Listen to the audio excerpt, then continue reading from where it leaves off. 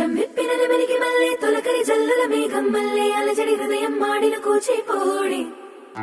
రంగుల దిద్దిన బొమ్మకు మల్లె కవితలు వద్దిన పుస్తకమల్లె సంతోషంలో ముద్దుగా ఈ అమ్మాడి ఆరారు ఋతువుల అందం ఒకటిగా కలిపి వింతలు ఏడు పక్కకు జరిపే కొత్తగా పుంతలు తొక్కెను ఈ అరవిందం అమ్మమ్మో తాండవమాడే కృష్ణుడి నుండి వేణువ గానం తీయగ పండి రాధకు ప్రాణం ఉప్పొంగే ఆనందం